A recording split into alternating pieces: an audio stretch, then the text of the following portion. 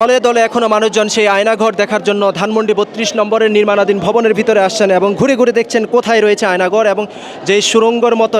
এখানে বিল্ডিংয়ের ডিজাইন করা হয়েছে সেই ডিজাইন দেখে আসলে অনেকে বলছেন এখনও এখানে রয়েছে আয়নাঘর। সেটি দেখার জন্য কিন্তু আসলে সবাই কৌতূহলী হয়ে এই ধানমন্ডি ৩২ নম্বরের নির্মাণাধীন ভবনের মধ্যে কিন্তু ঘুরছেন এবং দেখছেন দল বেঁধে এই মুহূর্তে ধানমন্ডি ৩২ নম্বরের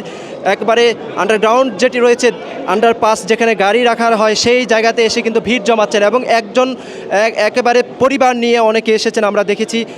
বহুজন পরিবার নিয়ে এসেছেন এবং সেই পরিবার নিয়ে সেই আয়নাঘরের সন্ধানে তারা চলে এসেছেন ধানমন্ডি ৩২ নম্বরে শেখ মুজিবুর রহমানের বাড়িতে, যেখান থেকেই